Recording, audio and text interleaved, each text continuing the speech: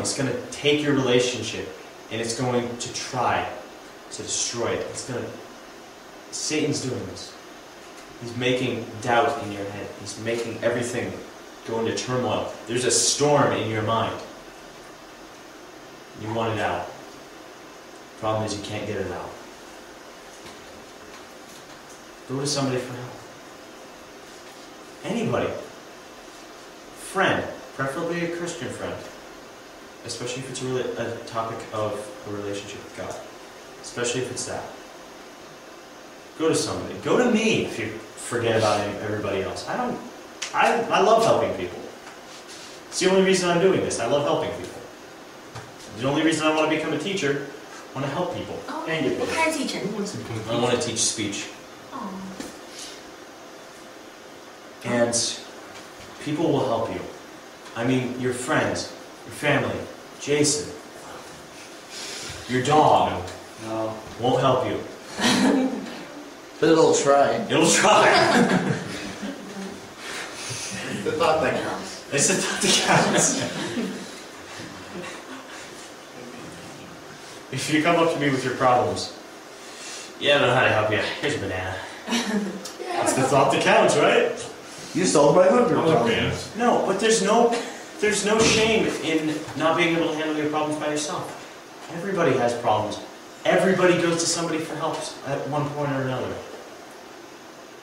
There's no point in living with this bottled up emotions and problems if you can release those with the help of somebody.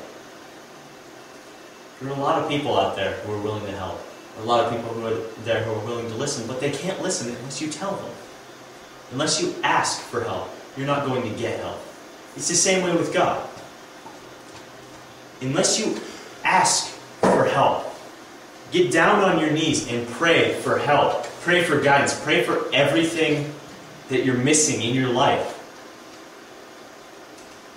What's He going to do?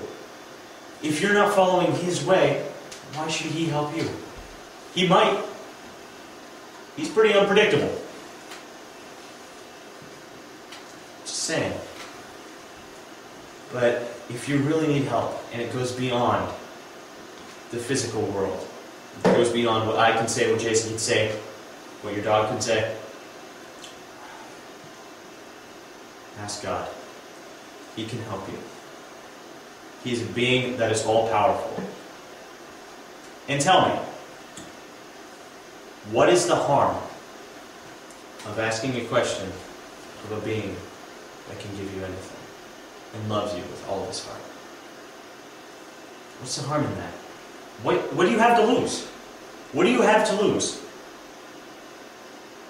To get down on your bended knees. It doesn't matter if it's here. It doesn't matter if it's in public. I'm driving a car. Not sure if that was a good idea.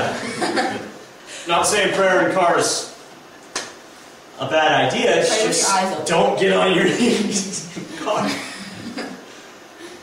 But He can help you.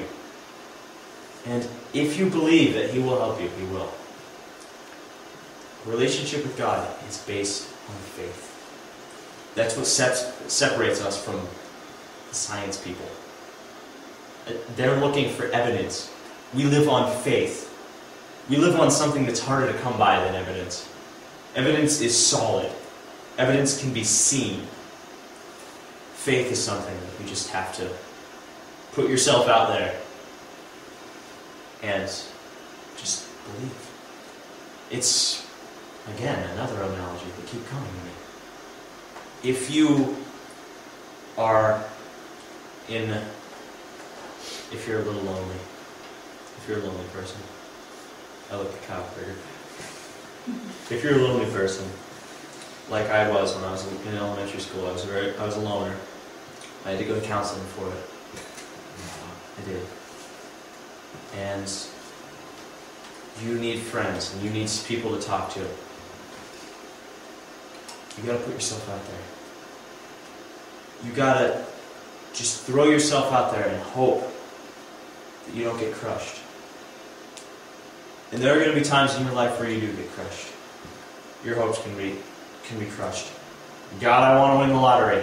Next day, 4, yes. 3, yes. 5. Oh. Your hopes are going to be crushed once in a while. You're going to learn. Not everything comes true. Not every prayer is... Well, I wouldn't say not every prayer is answered. Because every prayer is answered. Not every prayer is answered in the way you want it to be. And sometimes He answers them in ways that you would never expect. Things that you couldn't imagine. Scenarios playing out so well that you're just like, it must be the work of God. You just gotta put yourself out there. Believe. If you can't believe, what's the point of living? So emo. So horribly emo. I think that might go. So this goes to show that you can indeed mix just about any story or point from the Bible into your life.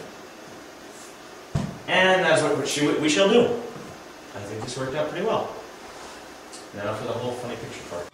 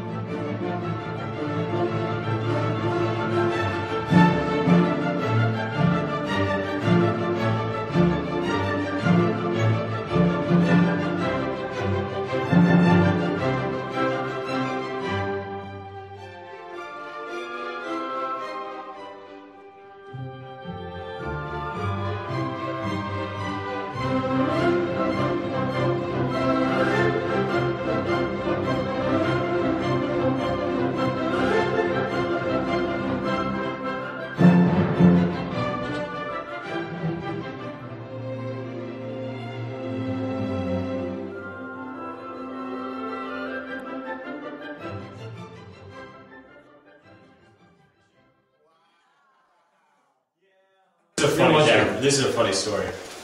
We went to Greater Nanticoke for the District Chorus Festival last year. Now, Andrea wasn't there this time. Then she gets 3rd place. What? Doesn't make any sense. But anyway, we went to the District Chorus Festival at the Greater Nanticoke area, and apparently we get the crappy bathroom, the bathroom that is saved for like hobos. So I walk into the bathroom, and then there's, if any of you guys know how a male bathroom is formed, there's a urinal and a stall, usually. Probably more than that, but in this case it was a urinal and a stall. But it wasn't really a stall. It was a urinal with a wall. And the toilet was just in the middle of the floor. With no walls. Wow! Wow. And I was just like, really? What do they expect you to do with that? Maybe You're just like, do you remember 2 urinal?